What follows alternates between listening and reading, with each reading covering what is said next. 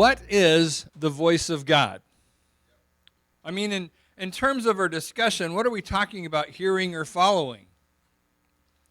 So we're going to look at 5 scriptures to try and clarify the voice of God. Now, this is this whole series is a big topic. I want to take time. I want to step through it.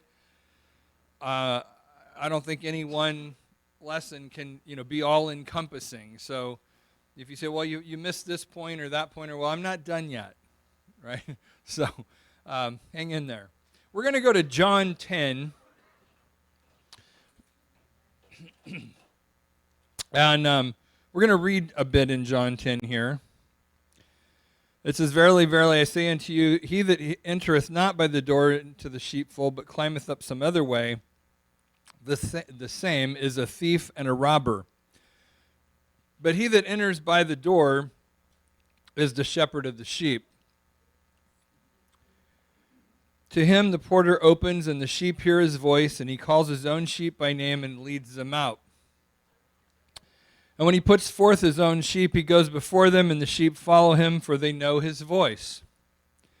And a stranger they will not follow, but will flee from him, for they know not the voice of strangers. This parable spake Jesus unto them, but they didn't understand it, and what things which were that he spoke to them. And Jesus said to them again, I say unto you, I am the door of the sheep. All that ever came before me are thieves and robbers, but the sheep did not hear them.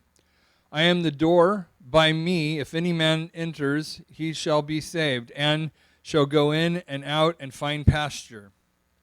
The thief comes not but for to steal and destroy. I am come that they might have life, and that they might have it more abundantly. I am the good shepherd. The good shepherd gives life for the sheep. But he that is a hireling and not the shepherd, whose own sheep are not, sees the wolf coming and leaves the sheep and flees, and the wolf catches them and scatters the sheep. The hireling flees because he is a hireling and cares not for the sheep. And other sheep I have which are not of this fold. They also I must bring, and they shall hear my voice, and there shall be one fold and one shepherd. Therefore, my Father loves me, because I lay down my life that I might take it again. No man take it from me, but I lay it down of myself. I have power to lay it down, and I have power to take it again. The commandment I received of my Father. And there was a division, therefore, among the Jews for these sayings. They didn't like what he said. And many of them said, he has a devil, and he's mad. Why do you hear him? Others said, these are not the words of him that hath a devil. Can a devil open the eyes of the blind? And it was at Jerusalem, the feast of dedication, and it was winter, and Jesus walked in the temple of Solomon's porch. And then came the Jews around about him and said to him, how long do you make us doubt if you be the Christ? Tell us plainly. And Jesus answered them, and he said this, I told you, and you believe not the works that I do in my Father's name. They bear witness of me. But you believe not, because you're not my sheep, as I said unto you. My sheep hear my voice, and I know them, and they follow me. Okay, that's a lot of verses. So thank you for being patient. I want to look at a couple of key things here. First of all, the phrase of sheep and know my voice or hear my voice all appear in John 10. Okay? And so starting with verse 3, it's talking about the sheep coming in.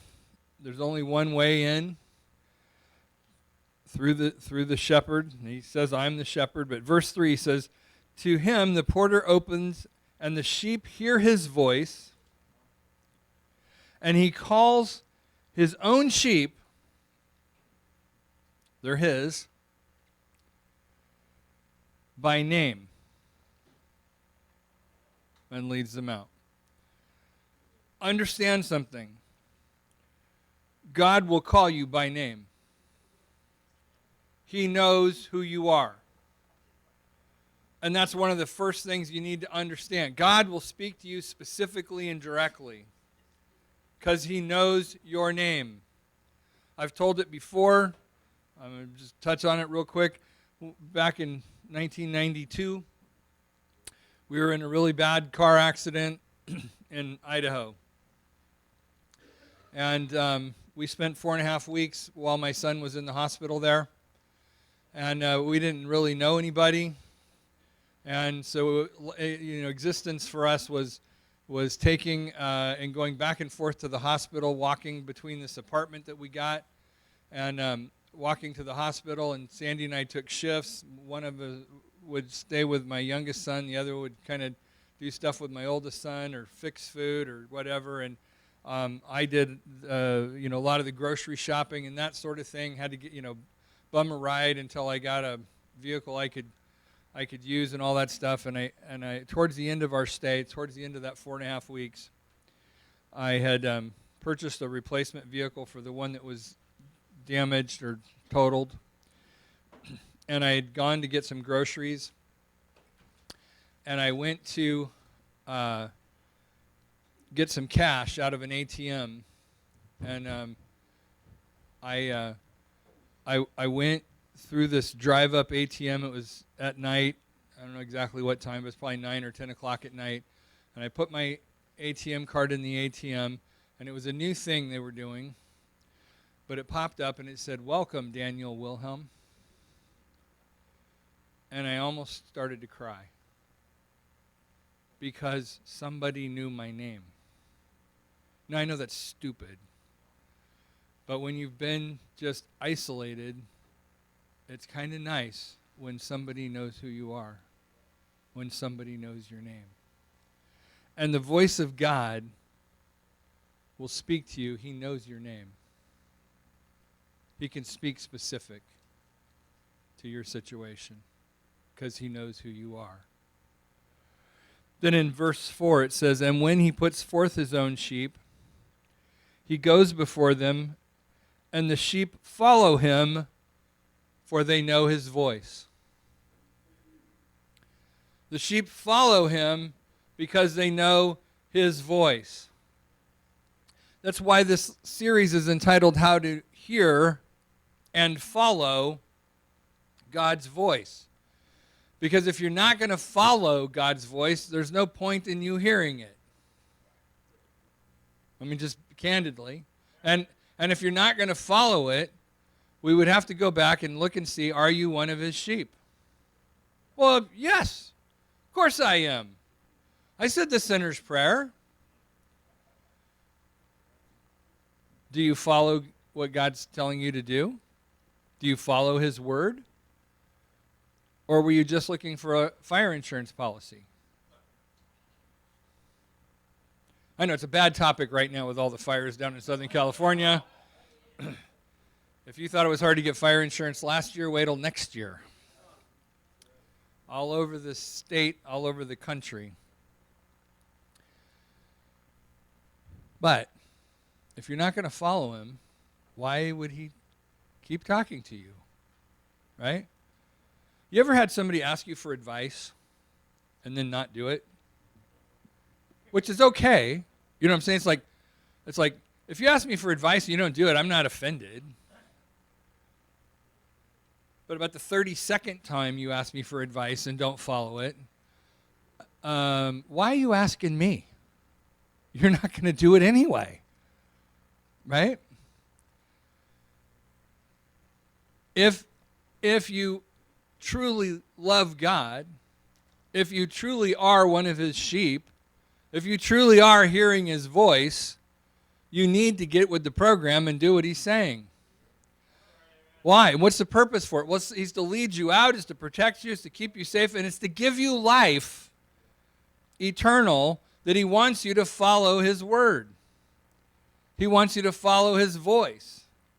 And his voice can be an audible thing, but there's a whole book of stuff he's saying that you need to read. And here's one of the things that's really important. When you start spending time reading God's word, it comes alive to you, And it opens up things because the Spirit opens those things up to you, and you can see things maybe you didn't see in there before, and it's not delusional. It's just following what God is saying.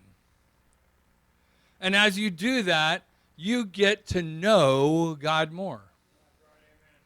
And He knows you more. Now, the reality is He created you. He knows you best, right? But our awareness of God knowing us becomes more acute, right? It's important to know you belong, right? Verse 16 says, "And other sheep I have which are not of this fold, them also I must bring, and they shall hear my voice, and there shall be one fold and one shepherd." The voice of God brings unity among the sheep. Maybe it's not sheep you know, but His voice, when you're following it, will bring unity among His sheep. Does that make sense to you? We get busy sometimes, particularly just within churches, drawing lines, right? They're not in our clique. Well, we don't call it that. No, we're Christians. We don't call it that at all. It's our congregation, our family, Yes. But when we are following God's voice, He will bring unity. Because there's one Spirit. There's one message that's going forth. Right? Other voices you're not going to follow. Why? Because you know His voice, and other voices you're going to reject.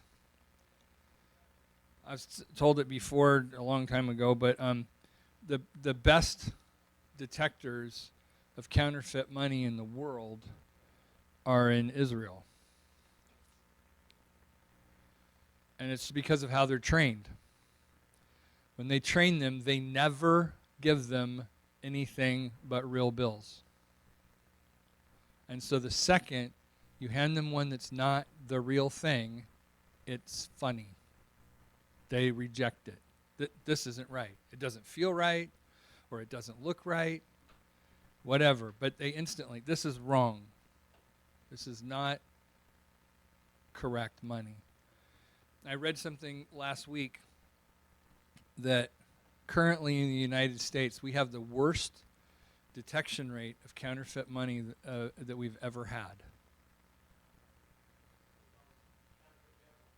Well, it's because of all the different ways in which businesses transacted, and the fact that there's not a lot of certain types of bills in circulation. We have all this different stuff going on. And so it's just a lack of experience with the real thing. Isn't that weird? Think about how that applies to your life and God's voice. Are you listening to God's voice? Are you processing what He's saying? Or are you busy just listening to all different things? Well, we all find our own way to heaven. There are many ways. No? I'm a good person. Yeah, I love that one. I'm a good person. I save stray puppies.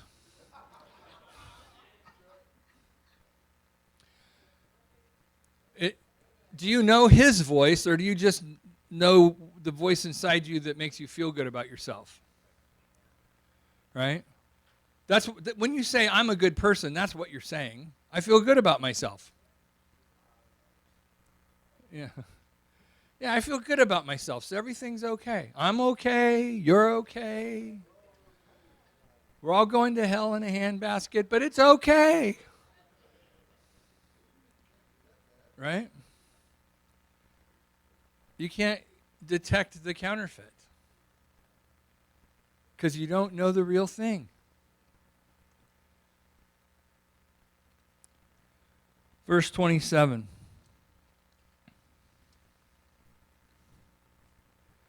Says, "My sheep hear my voice, and I know them, and they follow me.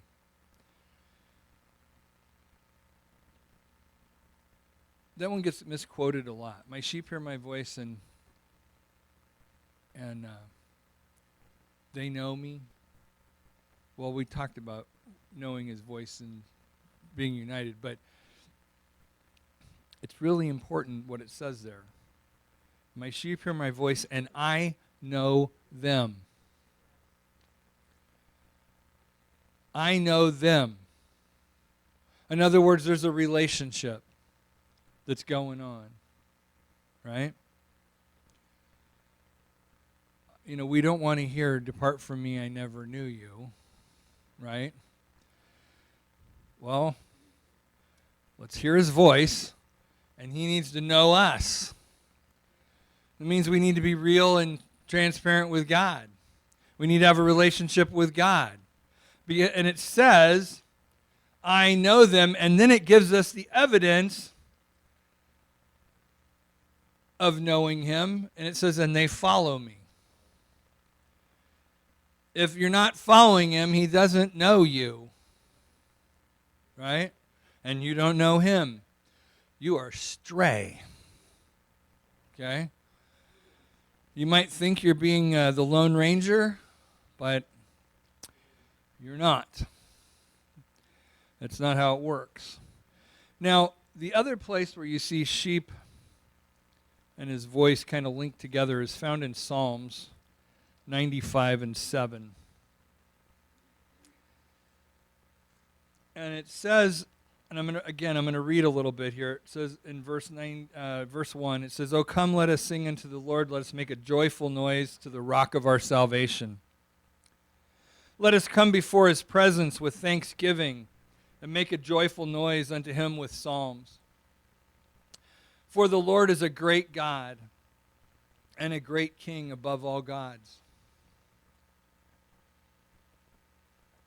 In his hand are the deep places of the earth. The strength of the hills is his also. The sea is his, and he made it, and his hands formed the dry land. O come, let us worship and bow down. Let us kneel before the Lord God our Maker." So we're talking about giving him praise and singing those praises. That's a psalm. Kneel before the Lord God our Maker. Verse 7, "For he is our God, and we are the people of his pasture and the sheep of his hand." Now, verse 7 continues,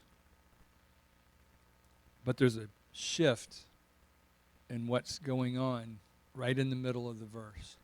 The first part of verse 7 is talking about what preceded it, worshiping God in song, singing of his praises.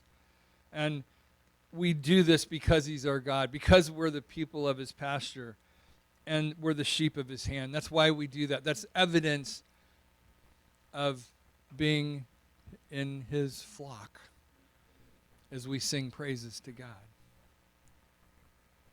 And you can say, "I don't sing well." Well, that hasn't stopped most of us. I feel really bad for your shower. It's had to listen to a lot of bad music. But you know what? There's a song that runs in your head, and it's not weird, right? You can let it out loud even. But then this verse changes, and it says, "Today, if you will hear his voice." Today, if you'll hear his voice. And now the whole thought changes, and it says, "Today, if you'll hear his voice, harden not your heart, as in the provocation, as in the day of temptation in the wilderness, when your fathers tempted me, proved me, and saw my work." So right in the middle of that verse, it goes from singing praises to God to coming back to a moment when the children of Israel said, "Talk to Moses, don't talk to us. We don't want to hear your voice."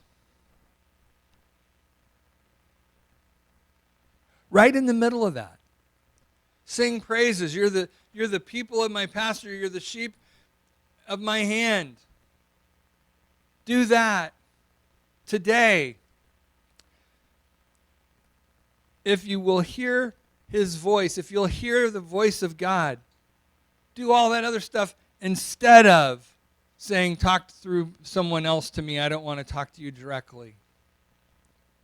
Do you think God cares about you hearing his voice? Yes, he does. Do you think it's important for eternal life? Yes. Do you think it's important for your daily provision, for the things that you need? Yes. See, hearing is not enough. God can speak in many ways. In the Old Testament, when they were getting frightened by his voice, it was because he was thundering at them from the sky. And largely because they were being stupid. I said last week, if God has to speak to you audibly, it's kind of like when you got to get the 2x4 to get the donkey's attention. Right? Schmack. Okay, I'm paying attention now. What do you want to say? Right? But hearing is not enough. It's not enough to just hear from God. They were being thundered at from heaven, and they didn't want him to talk to him anymore because it scared them. And the reason it scared them is because they weren't doing what he said. We'll make some idols. That'll be the answer.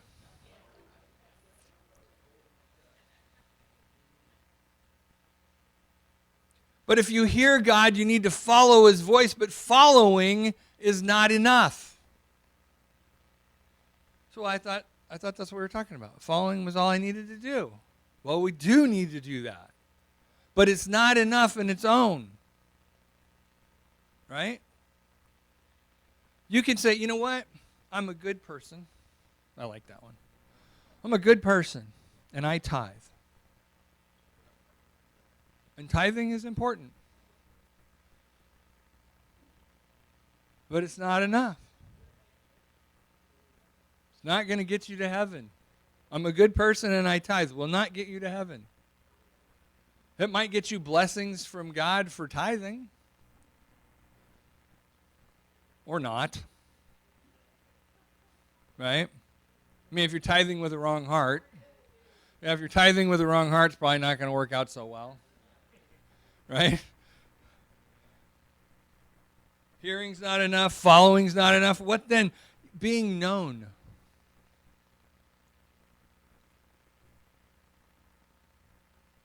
Does God know you?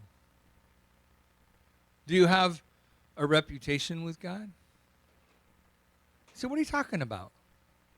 Well, you remember when Satan came before the throne of God and said, what about Job? Job had a reputation with God. And you can say, I don't want to go through what Job went through. Well,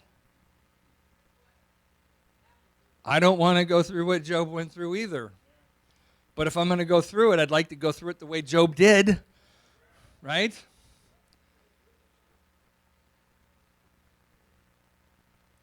I mean, before that, Job had a little bit of a attitude that, he was kind of all that in a box of potato chips or a bag of cereal or something. I don't know, right? And he was having a conversation with God, and God said, really, where were you when I formed the earth? Which kind of led to Job taking a little different approach in life, right? But what's your reputation with God? Does he know you?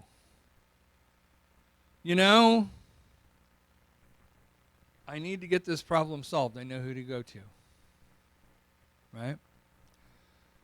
I know which of my servants I can ask to do this because they'll get it done. Versus, they don't ever do anything I ask them to do anyway.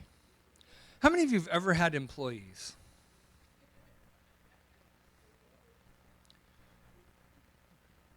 That was a good job, Kevin, ducking your head. Yeah.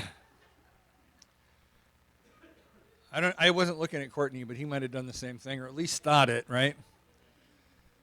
When you're a boss and you've got a problem to deal with at work, you don't go, that guy never does what I ask him to do or doesn't do it completely. I think I'll go ask him to solve this problem.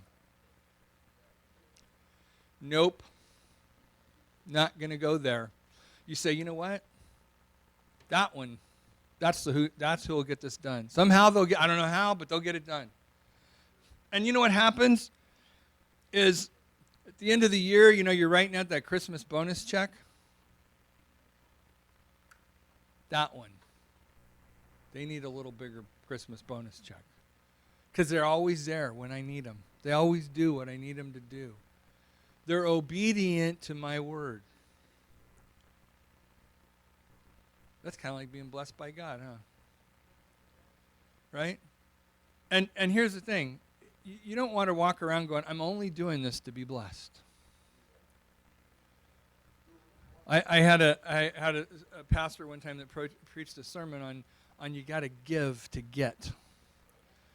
And I believe his intent was basically good with that. But if you're giving just to get, that is the wrong attitude. That's exactly right. You give out of joy and abundance, and because God is great and God has directed you. And one of the problems with give to get is then if you don't give, you get guilty. And then the enemy can use that to screw you all up. Right? You give out of obedience, but with a grateful heart. Right? That comes with following. So it goes, I hear the word, God says to do this. I'm going to follow, but I'm also going to make sure my heart attitude is in the right place. That's when I can hear the voice of God. That's when I've got my what right. Right? What is the voice of God? Well, God speaks to you in many different ways. But your spirit, if God knows you and you know God and you know his voice, your spirit will align with what God is saying and doing. And God almost never speaks just to be heard. He generally speaks for you to do something. Sometimes what he wants you to do is be still and know that he's God. But that's an act in itself. Being still sometimes requires quieting down my own mind. And one of the great ways I can do that is when I begin to give praise to God. Now we're back to the first part of the verse, right? Why am I doing all that? Why am I giving praise back to God in the middle of all these difficult things that are going on? Because he's my God, and we're the people of his pasture, and the sheep of his hand. That's why I'm doing it. I have a right heart. Because God is great. God is my shepherd. And that's it for this.